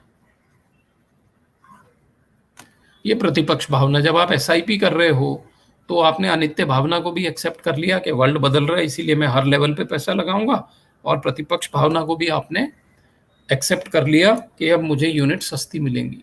ये पहला लेवल है योगा का कि आप दुखों के कारण को दूर कर दीजिए। अगर इन्वेस्टमेंट टर्म में मैं कहूं कि आप अपनी गलतियों को मिनिमाइज कर दीजिए, इस तरीके से पैसा लगाइए कि गलती आपकी मिनिमाइज हो जाए, आपका नुकसान अपने आप कम हो जाएगा, आपका डर अपने आप कम हो जाएगा।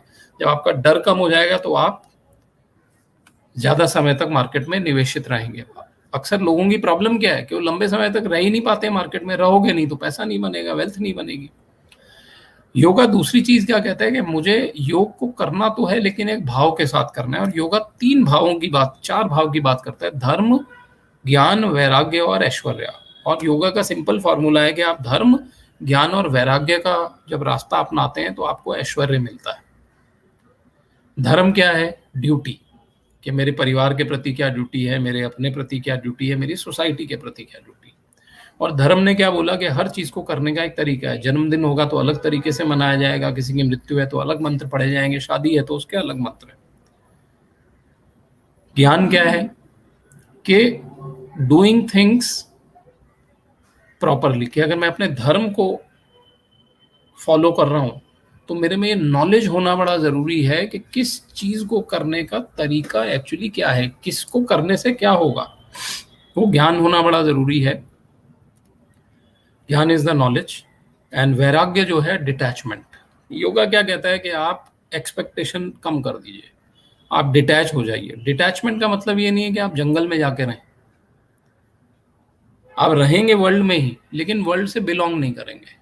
कई बार क्या होता है, लोग एक दूसरे की छोटी छोटी बातों को वो नोटिस करते रहते हैं, यार तूने ऐसा बोला वैसा बोला, ये एक दूसरा व्यक्ति क्या कहता है, यार आदमी का मूड है, बदलता रहता है, कभी वो अच्छा भी बोलेगा कभी खराब भी बोलेगा, मैं इग्नोर कर देता हूँ उसको। वैराग्य में आ गए, अब रहे वहीं रहे, वो रहे परिवार में ही रहे। कुछ लोग हैं वो छोटी छोटी बात पे लड़ाई करते हैं, कुछ लोग हैं वो साल में एक बार लड़ेंगे, छोटी छोटी चीजों को इग्नोर कर देते हैं। जब आप ये तीनों चीज अपनाते हैं तो आपको ऐश्वर्य प्राप्त होता है। अब इन्वेस्टमेंट में धर्म क्या है? ये है फाइनेंशियल प्लानिंग। आपने एक फाइनेंशियल प्लान बनाया कि मेरे को कितना डेट में डालना है, कितना इक्विटी में डालना है, कितना रियल एस्टेट में डालना है या गोल्ड में डालना है। मेरा फाइनेंशियल प्लानिंग बना। With in that financial plan small cap, mid cap सब डिफाइंड है। ज्ञान, कौन सी एसेट क्लास में कितना पैसा जाएगा ये कौन बताएगा? या तो आपके पास खुद के पास ज्ञान है या आपके एडवाइजर आपको बताते हैं। वैराग्य क्या है? पेशेंस। जब भी आपके एडवाइजर आपको कहते हैं सर देखिए इक्विटी में हम पैसा डाल रहे हैं, फाइनेंशियल प्लान बना रहे हैं, इसमें हमको 5-7 साल का समय लगेगा, तब जाके हमको रियल दिखेगा कि भाई इतना पैसा अपना बन रहा है, और इन सब को अगर मैं कर लेता हूं तो मुझे ऐश्वर्य प्राप्त होता है। ऐश्वर्य क्या है? मेरे अपने फाइनेंशियल गोल्स। इन्वेस्टमेंट में धर्म क्या है? धर्म के 4 लेवल बताए गए हैं। ड्यूटी टुवर्ड्स सेल्फ, कि सबसे पहले आपका पर्सनल पोर्टफोलियो ठीक कीजिए। देन ड्यूटी टुवर्ड्स फैमिली, फिर आप अपने फैमिली मेंबर्स का पोर्टफोलियो ठीक कीजिए। And third is duty towards your work place, फिर आप कहते हैं जो मेरे साथ में कुलीग काम करने तब मैं उनकी हेल्प करूंगा। And then duty towards society at large.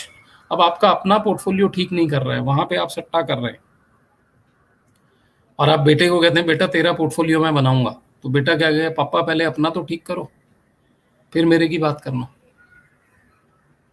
जो व्यक्ति इन तीनों चारों भावों को फॉलो करता है ही इज कॉल्ड भाव पुरुष। और भाव पुरुष का जो एक योगा में एक तस्वीर दिखाई गई वो इस तरीके से कि मेरी रूट धर्म में है, ये मेरे पौधे की रूट जो है धर्म के अंदर है। फाइनेंशियल प्लानिंग, मुझे ज्ञान मिल रहा है जो कि मुझे हेल्प करता है। ज्ञान क्या है? वाटर एंड एयर, सनलाइट, ये ज्ञान है। वैराग्य है मेरा पेशेंस, और ऐश्वर्य है फ्रूट्स जो यहाँ पर लगेंगे, इसमें समय लगेगा, ये पौधा एक दिन में ग्रो नहीं हो सकता है। भाव, जब आप ठीक भाव से योगा को करते हैं तो नेक्स्ट लेवल है गुणा। जो गुण है मेरे अंदर, तीन तरह के गुण होते हैं किसी भी ह्यूमन बीइंग के अंदर, तीन तरह की टेंडेंसी होती है बेसिकली, राजस, सत्व और तमस। राजस होता है एग्रेशन, बहुत एग्रेसिव मूड में रहना, झगड़ा करना, ये करना, कभी आराम से बैठ के बात नहीं करना। एक होता है सत्व, सात्विक, आराम से बात को समझना, फिर उसका सल्यूशन देना। और तीसरा है तमस। तमस होता है अंधकार, कि कुछ लोग हैं वो कहते हैं यार भाड़ में गया संसार, मुझे कोई लेना देना नहीं है, मैं अपने जीवन में खुश हूं। ये तमस है। आपका सारा पैसा एफडी में डाल दिया आपने, तमस। पूरे पैसे को इन्फ्लेशन खाए जा रहा है, खाए जा रहा है, टैक्स खाए जा रहे हैं, आपको परवाह नहीं है। और इसका दूसरा ऑपोजिट एक्सट्रीम क्या है, आप पूरे पैसे से ट्रेडिंग करते जा रहे हैं, धड़ाधड़, कभी ये खरीदो वो बेचो, एक म्यूचुअल फंड दूसरे म्यूचुअल फंड में आप। और सत्व जो है इनका बैलेंस है, आप कहते हैं मेरा 80% पोर्टफोलियो मेरा कोर पोर्टफोलियो और 20% पोर्टफोलियो से यार मैं कभी कभी शॉर्ट टर्म कॉल्स भी ले लेता हूं, चाहे वो म्यूचुअल फंड है चाहे डायरेक्ट इक्विटी है। तो our idea should be to achieve sattva, कि मैं किस तरीके से अपने विचारों को सात्विक बनाऊं, मैं किस तरीके से अपने आचरण को सात्विक बनाऊं। और इसके बाद आता है लेवल, जिसको हम कहते हैं वृत्ति। हमारे दिमाग में कई तरह की वृत्ति होती है। वृत्ति क्या है, मेरे दिमाग के एक सोचने का तरीका है। ये दो तरीके की वृत्ति होती है, क्लिष्ट वृत्ति और अक्लिष्ट वृत्ति। क्लिष्ट वृत्ति होती है जिनसे बुरे विचार मेरे दिमाग में आते हैं, किसी की मृत्यु आपको ध्यान है, किसी का एक्सीडेंट ध्यान है, कोई पुराना झगड़ा ध्यान है, कोई पुराना नुकसान आपको ध्यान है। फॉर एग्जाम्पल, आपने एक बार इतना जोर से नुकसान कर दिया मार्केट में, अब वही यादें आपको आती रहती हैं। और दूसरी है अक्लिष्ट वृत्ति। अक्लिष्ट वृत्ति हैं जिनसे आपको खुशी मिलती है, कि यार मैं बचपन में नानी के घर जाता था छुट्टी मनाने, ओहो पेड़ पे चढ़ के आम खाते थे, बहुत मजा आता था। फिर आम खाने के बाद जाते थे, पीछे नदी बह रही, गंगा नदी, उसके अंदर गोता लगाते थे, तैरते थे, बहुत मजा आता था। ये अक्लिष्ट वृत्ति है। क्लिष्ट वृत्ति क्या, अरे यार वो आम के पेड़ पे एक बार चढ़ा था, मैं नीचे गिर गया, पाँव टूट गया, 2 महीने तक मैं बिस्तर में रहा। ये अक्लिष्ट वृत्ति है। तो हमें कोशिश करके जो नेगेटिव थॉट्स हैं उनको सप्रेस करना है, पॉजिटिव थॉट्स को बढ़ाना है। ये जो हम चक्रा बैलेंसिंग सीखते हैं, जो 7 हीलिंग है चक्र की, वो क्या है कि जो 7 पावर सेंटर आपके शरीर में हैं, उनको पॉजिटिव थॉट से आप उनका ध्यान लगाइए, कि मेरा सर्वाइवल है, मैं सेफ हूँ, मेरे विचार अच्छे हैं, मैं लोगों से ठीक से बात करता हूँ। ये अक्लिष्ट वृत्ति इसको बढ़ाने की बात है। 3 तरीके की वृत्ति जो हैं जिनका हम इन्वेस्टमेंट में इस्तेमाल करते हैं, वो है प्रमाण वृत्ति, अनुमान वृत्ति और अनुगामा वृत्ति। ये मैं बताता हूँ, बड़ी अच्छी चीज है। प्रमाण क्या है, जो चीज आपने खुद देखी है। फॉर एग्जाम्पल, आप किसी दोस्त को फोन करते हैं, वो कहते हैं भाई ये अमिताभ बच्चन की बहुत अच्छी फिल्म आई है, इसको आप देख के आइए। वो दोस्त कहता है भाई आपको कैसे पता? अरे मैं खुद देख के आया हूँ कल यार। ये प्रमाण है कि आपने खुद देखा है। दूसरा है अनुमान। आपने दोस्त को फोन किया, भाई अमिताभ बच्चन की पिक्चर है, बहुत बढ़िया, तुम देख के आओ। बोले तुमने देखी है क्या? आप कहते हो नहीं मैंने नहीं देखी है, लेकिन मैं सिनेमा हॉल के सामने से जा रहा था, मैंने देखा कि बहुत सारी बाइक्स वहां पर खड़ी हैं, गाड़ियों की पार्किंग फुल है और हाउसफुल का बोर्ड लगा हुआ था। दैट मीन्स यार पिक्चर अच्छी होगी, तभी तो इतने सब लोग देख रहे हैं। और तीसरा है अनुगामा, कि ना तो आप सिनेमा हॉल में गए, ना आपने पिक्चर देखी, लेकिन आपने क्रिटिक का रिव्यू पढ़ लिया पेपर में। आपने कहा भाई वो खालिद हुसैनी है, वो बहुत अच्छा रिव्यू लिखते हैं, उनका रिव्यू मैंने पढ़ा है इस पिक्चर के बारे में, इसीलिए मुझे लगता है बड़ी शानदार होगी। इन्वेस्टमेंट में भी ये तीनों वृत्ति जो हैं ये इस्तेमाल होती हैं।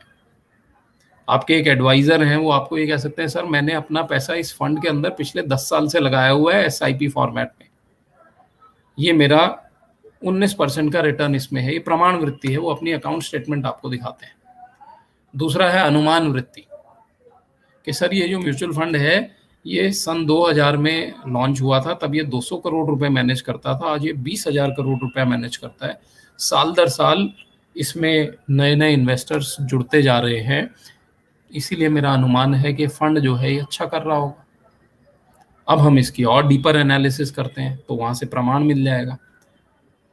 अनुगामा, आप कहते हैं कि सर मेरे एडवाइज़र ने खुद नहीं लगाया है, लेकिन उन्होंने वैल्यू रिसर्च की रिपोर्ट देखी, एनजे की जो सेंट्रल टीम की रिसर्च रिपोर्ट्स आती हैं वो देखा, और उसके अंदर क्लियरली लिखा हुआ है कि ऑल्दो इस म्यूचुअल फंड ने शायद पिछले 2 साल में उतना अच्छा नहीं किया है, लेकिन पिछले 10 साल की परफॉर्मेंस बहुत अच्छी है, और आज जो इस म्यूचुअल फंड का पोर्टफोलियो है, भविष्य में जाके पोर्टफोलियो बहुत अच्छा करेगा।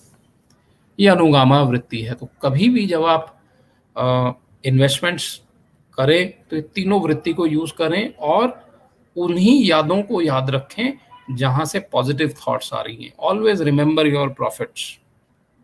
जहां नुकसान हुआ था भूल जाइए, कोई फर्क नहीं पड़ता, वो चला गया, पास्ट हो गया। वो नुकसान में भी क्या याद रखना है कि मार्केट अगर नीचे गिर गई है तो मुझे अब इतना % सस्ता मिल रहा है। एंड देन चित्त, जो अल्टीमेट ऑब्जेक्टिव है योग का क्या है कि जो मेरा चित्त है, जो मेरे दिमाग के अंदर एक हिस्सा है जो कि वर्ल्ड को परसीव करता है, मैं उसको कैसे शांत करूं।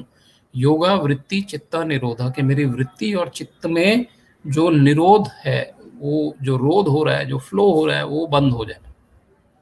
Ultimate objective is to attain niruddha chitta. निरुद्ध चित्त में क्या होता है, दिमाग एकदम शांत है, वो कहीं मूव नहीं कर रहा है। अगर आप एक चार्ट देखेंगे तो हम क्या चाहते हैं, कोई भी काम हम करें तो हम चाहते हैं कि हमारी कंसंट्रेशन सबसे ज्यादा हो, कंसंट्रेशन शुड बी हाई, और मेरी जो मेंटल एक्टिविटी है ये कम से कम होनी चाहिए, मिनिमम एक्टिविटी, ऑप्टिमल जिसको हम कहते हैं। तो अगर आप देखते हैं, सबसे पहली स्टेट होती है चित्त की मुधा स्टेट। मुधा में क्या है, मेंटल एक्टिविटी कम है, कंसंट्रेशन भी कम है। आपने पैसा सब फिक्स डिपॉजिट में डाल दिया है, इन्फ्लेशन, टैक्सेस, लो रिटर्न, सारी चीज आपको इन्फेक्ट कर रही हैं। तो आपका जो दिमाग है वो एक डोंकी की तरह काम कर रहा है, कि जिसको इंस्ट्रक्शन मिलती है वो काम कर देता है। डोंकी लेजी होता है ना, एक पोजीशन में बैठ गया, एक काम कर रहा है। इसका ऑपोजिट स्टेट है शिफ्ट स्टेट, कि और mind is working like a monkey. यहाँ पे क्या है कि मेंटल एक्टिविटी बहुत ज्यादा है, वेरी हाई, लेकिन दिमाग की कंसंट्रेशन कम है। मॉन्की की कंसंट्रेशन आप देखते हैं ना, कम होती है, एक डाल से दूसरे डाल पे जंप करेगा, तीसरे पे चलेगा, कभी जमीन पे चला जाएगा, कभी यहाँ से लेके भागेगा, कभी लोगों की नकल उतारना शुरू कर देगा। इसको हम कहते हैं शिफ्ट स्टेट। ये इसका एग्जैक्टली ऑपोजिट है। शिफ्ट स्टेट से थोड़ा सा बेटर है विक्षिप्त स्टेट, जिसमें दिमाग एक तितली की तरह काम कर रहा है। तितली कैसे करती है, मॉन्की से कम चंचल है तितली, लेकिन फिर भी एक फूल से दूसरे फूल पे जंप करती रहती है। तो आपकी मेंटल एक्टिविटी अब जो है वो कम तो हो रही है, कंसंट्रेशन भी इंप्रूव हो रही है, लेकिन आइडियल स्टेट में अभी भी आप नहीं हो। आइडियल स्टेट क्या है, एकाग्र चित्त होना, कि मैंने फोकस बना लिया कि मुझे रोशनी फैलानी है। मोमबत्ती जो कैंडल है वो एकाग्र चित्त है, एक ही ऑब्जेक्टिव है कि खुद जल जाओ, रोशनी देते रहो। एंड एकाग्र चित्त से ऊपर जो स्टेट है वो है निरुद्ध चित्त, जहां पे आपका mind will be very perfect, कि आपको हर स्टेट में पता है कि आज मार्केट गिर गया तो मुझे क्या खरीदना है, अगर मेरा डेट का पोर्शन कम हो गया तो मुझे क्या करना है, मेरा इक्विटी कम हो गया तो मुझे क्या करना है। इस स्टेट में कौन इन्वेस्टर्स हैं, Warren Buffett, Charlie Munger, Warren Buffett, Prem Watsa, हमारे लोकल में देखेंगे Rakesh Jhunjhunwala, they all are here. ये स्टेट आने में बहुत समय लगता है, कि आपका दिमाग इतना, आप योगा कर लेंगे दिमाग इतना शांत हो जाए कि आपको कुछ फर्क ही नहीं पड़ रहा है वर्ल्ड के अंदर क्या हो रहा है, तूफान आ रहे हैं, आपका दिमाग एकदम केंद्रित है किस चीज़ पे, कि मुझे किस तरीके से बिहेव करना है, क्या करना है। सो जब आप योगा का प्रैक्टिस करते हैं तो अल्टीमेट ऑब्जेक्टिव इज कि आपको निरुद्ध चित्त बनना है, और इन्वेस्टमेंट में भी आपका अल्टीमेट ऑब्जेक्टिव है कि आपको निरुद्ध चित्त बनना है, कि जहां पर फालतू की थॉट्स मेरी इन्वेस्टमेंट्स को अफेक्ट नहीं करें। मैंने एक प्लान बना लिया, उस प्लान को मैं फॉलो कर रहा हूं।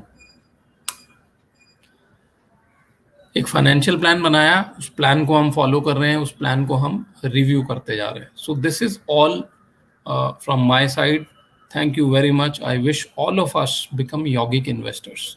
तो योगा का ऑब्जेक्टिव है दिमाग को शांत करना। जब आप दिमाग को शांत कर लेते हैं तो आप अपनी साइकोलॉजी को कंट्रोल करते हैं। साइकोलॉजी को जब आप कंट्रोल करते हैं तो आप कोई भी कार्य जो है उसको कम एनर्जी खर्च करके उसको अचीव कर सकते हैं। इसी तरीके से इन्वेस्टमेंट्स है। जब आप एक फाइनेंशियल प्लान को फॉलो करते हैं तो आपकी एनर्जी जो है कम यूज हो रही है। आपने एक प्लान बना लिया, आप उस प्लान को फॉलो कर रहे हैं। जब आप उस प्लान को फॉलो नहीं करते हो तो एनर्जी बहुत ज्यादा यूज होती है, कभी दिमाग इधर कभी दिमाग उधर, जो मैंने 5 स्टेट आपको चित्त की दिखाई। सो थैंक यू वेरी मच। अब आपके कोई भी सवाल हैं तो हम उनको ले सकते हैं। हमने लगभग 1 घंटा 5 मिनट लगाया है, 10-15 मिनट हम लोग सवाल ले सकते हैं।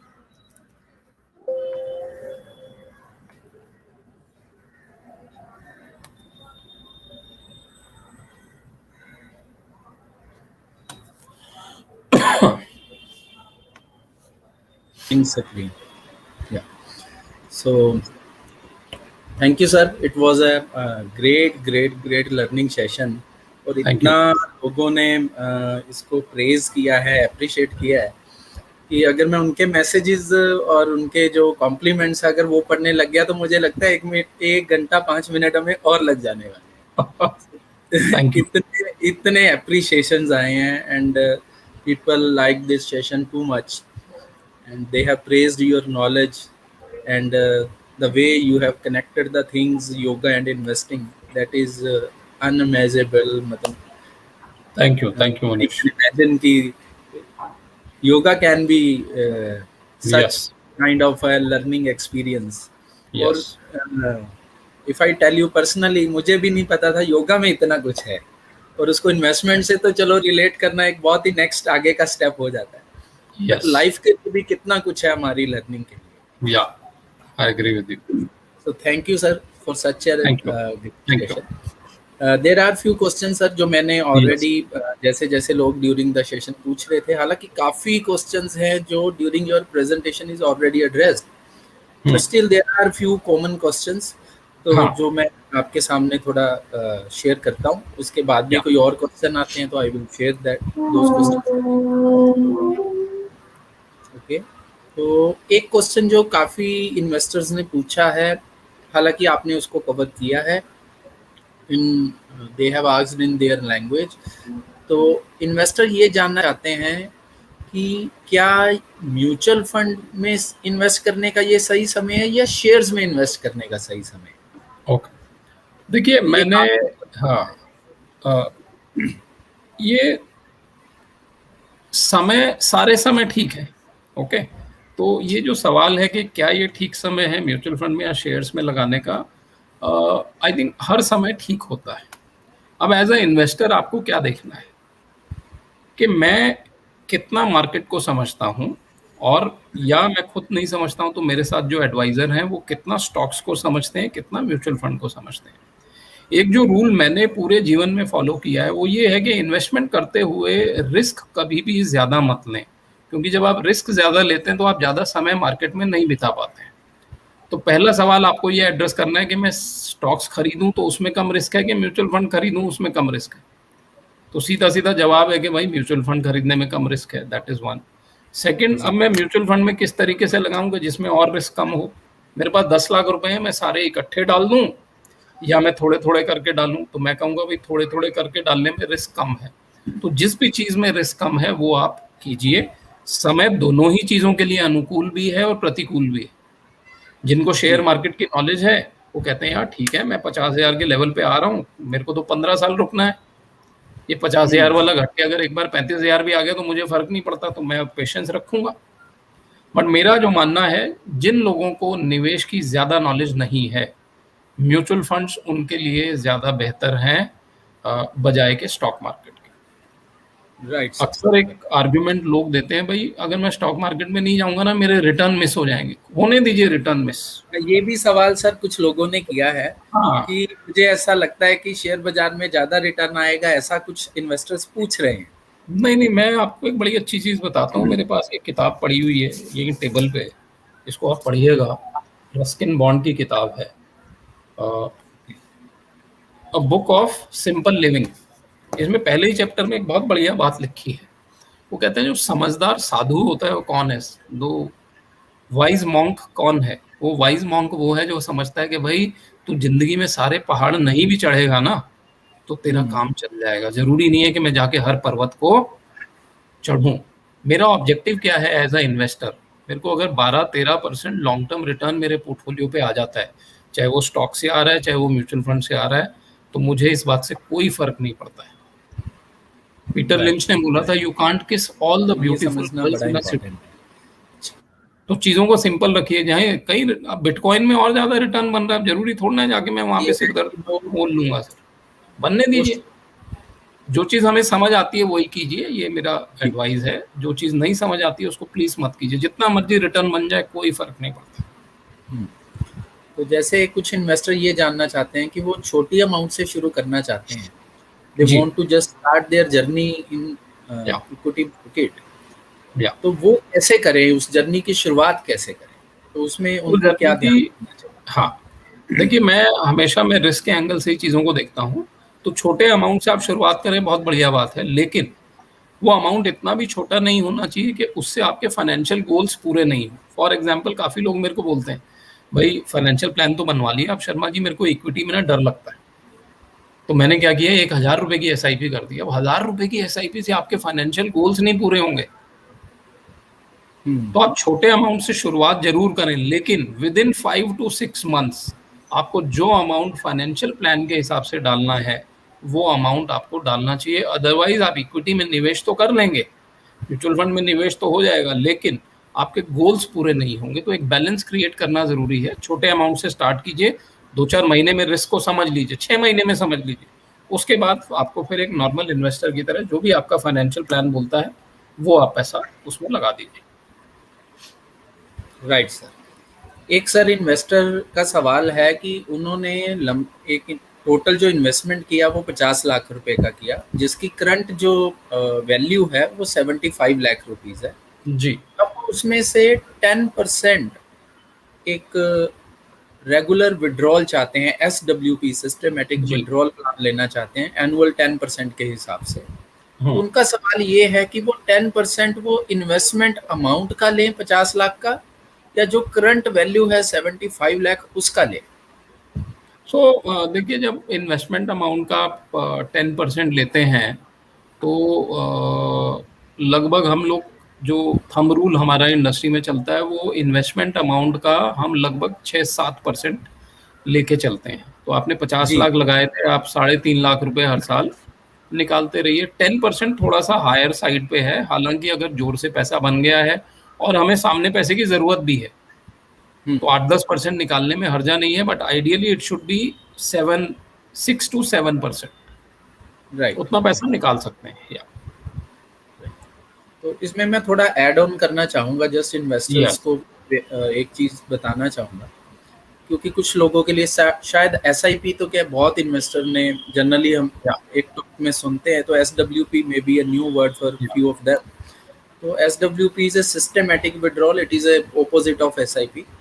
कि आपके पास एक कॉर्पस है, आप उसमें से एक रेगुलर इनकम चाहते हो, तो आप SWP सिस्टमेटिक विड्रॉल प्लान। और एनजे ने एक पोर्टफोलियो भी बनाया है मार्स के अंदर, specially for the SWP investor, जिसमें बैलेंस फंड का पोर्टफोलियो है। और जैसा सर अभी आपने कहा 6 to 7%, उसमें हमने एक कैप रखा हुआ है कि मैक्सिमम 7% आप एनुअल अपना विड्रॉल ले सकते हो। तो जो इन्वेस्टर एक रेगुलर इनकम चाहते हैं, तो उनके लिए एक बढ़िया portfolio managed by multiple managers, उसमें 5 डिफरेंट डिफरेंट बैलेंस फंड्स आपको मिलते हैं, तो they will get the benefit of multiple manager as well as a regular income.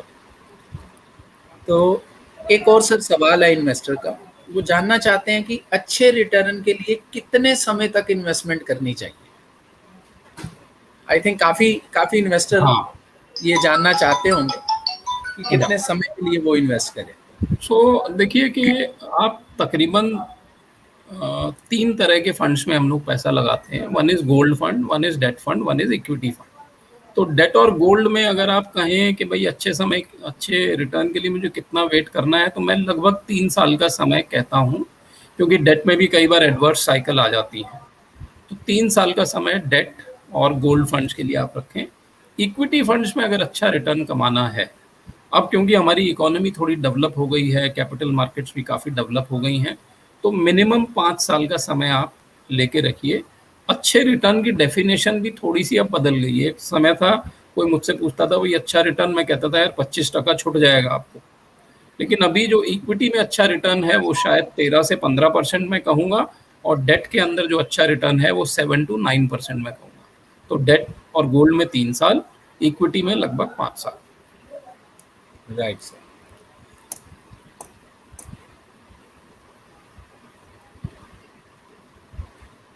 एक नेक्स्ट सर सवाल है इन्वेस्टर का, वो चाहते हैं कि वो एक लमसम इन्वेस्टमेंट इकट्ठा पैसा लगाना चाहते हैं, तो वो ये जानना चाहते हैं कि वो एसटीपी के थ्रू इन्वेस्ट करें या फिर एनजे का जो मार्स डायनामिक का जो ऑप्शन है, हाँ। जिसमें इक्विटी और एक साइंटिफिक मॉडल के थ्रू मैनेज किया जाता है, यस, तो यस। उसको चूज करें या एसटीपी को चूज करें?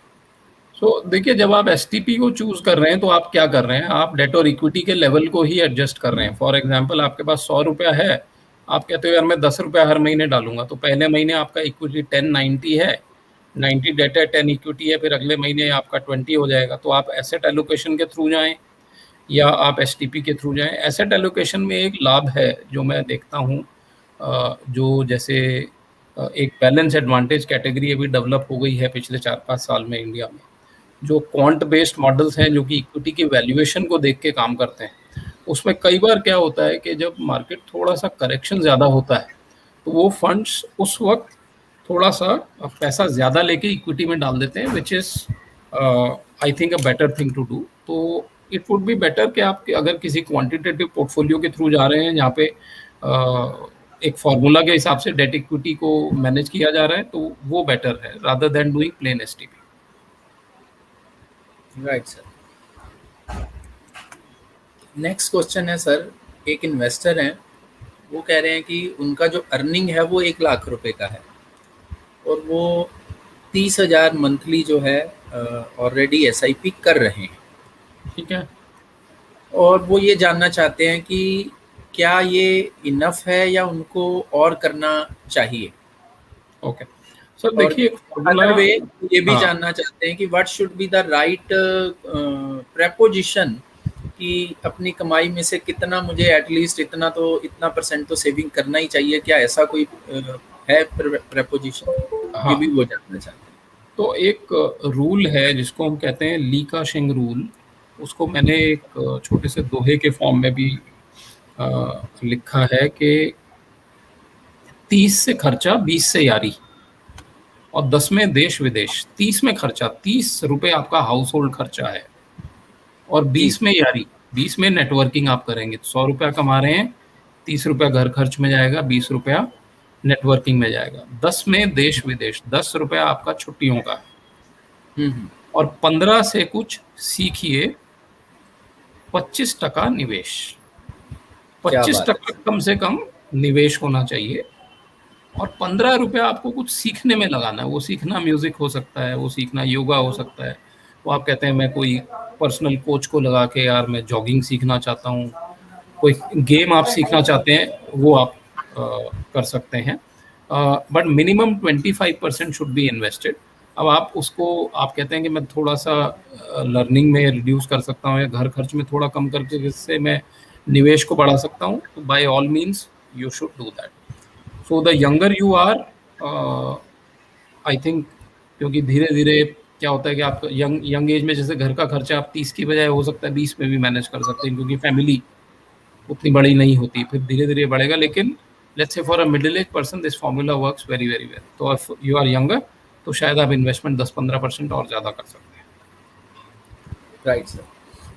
सो ये आपका जो ये दोहा बनाया, ये तो मैं रिकॉर्डिंग में सुन के ना नोट डाउन करूंगा सर। Yes please. तो एक सर और कॉमन क्वेश्चन है, we will take it as a last question. या काफ़ी इन्वेस्टर, आई थिंक शायद मैं ये पूछ चुका हूँ, मैं एक बात बता देता हूँ। काफ़ी इन्वेस्टर ये जानना चाहते हैं कि वो एसआईपी करें या लमसम करें। ओके। तो देखिए ये क्या सवाल मुझे बड़ा, हाँ, कॉमन सवाल है, और ये जी। अक्सर पूछा जाता है। देखिए, एसआईपी किस पैसे के साथ आप करते हैं? जो पैसा आपकी जेब में है ही नहीं आज, उस पैसे के साथ एसआईपी होती है। अगले महीने की तनख्वाह अगले महीने आएगी, आज तो नहीं है जेब में, तो जी। एसआईपी की जाएगी उस पैसे के साथ जो आपकी जेब में है ही नहीं। लमसम कौन से पैसे से करेंगे? जो आज आपके पास है। लमसम करने में आपको एक ही ध्यान रखना है कि लमसम जब आप डेट में करते हैं तो कोई उसमें बहुत ज़्यादा रिस्क नहीं होता है, क्योंकि डेट में पैसा जा रहा है। जब आप लमसम इक्विटी में करते हैं तो थोड़ा रिस्क बढ़ जाता है। तो फॉर एग्जांपल, जैसे करंट लेवल है मार्केट का, तो इसमें रिस्क थोड़ा ज़्यादा है, 40,000 पे रिस्क थोड़ा कम था। तो जब आप लमसम करेंगे तो आपको ये देखना है कि मैं एसटीपी के रूट से कर दूं, उसमें क्योंकि रिस्क घट जाता है, या कोई डायनेमिक जैसे मार्स पोर्टफोलियो वो आप ले लें। डेट में लमसम भी डाल सकते हैं, बट मेरा जवाब यही है कि एसआईपी तो उस पैसे के साथ आप कर रहे हो जो जेब में है ही नहीं आज। उसको आप लमसम से कंपेयर मत करें, उसके रिटर्न को लमसम से कंपेयर करना is not the correct thing, क्योंकि एसआईपी में लमसम डालते ही नहीं हुआ। तो ये दोनों तरीके इंडिपेंडेंटली चलेंगे, आप एसआईपी भी करेंगे, आप लमसम भी करेंगे, दोनों ही बेहतर हैं अगर एक तरीके से उनको किया जाए। Right, sir. So with this question, we will conclude the session. So thank thank you. you, sir. Still, appreciation messages are flooding. Thanks. तो अभी भी थैंक यू वो वेरी मच बारिश मनीष। कंटिन्यू है, सर. So चलिए, it was very a good. great learning session, sir. So great. thanks. Thanks. तो Thanks to कितने all total investors. Investors हैं मनीष? कितने टोटल इन्वेस्टर्स हैं आज? ये आई थिंक भगवत जी थोड़ा हमें क्लैरिफाई कर पाएंगे. अच्छा। But okay. जहाँ तक मैं अगर बात करूँ in form of participation in appreciation as well as asking the questions, तो I got 694 responses, sir. Okay. Okay, तो दैट मीन्स अपना 3,000 के आसपास लोग होंगे। Minimum. यस, ठीक है। हाँ. So great. thank you, sir. It was a thank great you. learning, and it was a great opportunity to uh, having this session with you and getting this opportunity to moderate this session for me. So thank you. So thanks to all our partner, all our investors, and we hope कि आज का session एक बहुत ही बेहतरीन योगदान डालेगा आपकी knowledge के अंदर और एक बेहतर इन्वेस्टर बनने में हम सबको हेल्प करेगा. एंड गोइंग फॉरवर्ड भी इस तरह के सेशन हम करते रहेंगे. As I shared in the beginning कि हर सैटरडे जो है, इसको हम शनिवार की पाठशाला और सैटरडे स्कूल के नाम से जानते हैं. तो every Saturday evening 6 PM we are doing informative sessions like this, and we are having a speaker like Nikunji. So I request कि आप जितना ज़्यादा इन सेशंस को अटेंड कर पाएँ, उतना ही आपके लिए और बेहतर होगा और बेहतर वे में आप अपना वेल्थ क्रिएशन कर पाओगे. So with this word, I would like to thanks everyone, and now we are going to conclude this session. Thank you.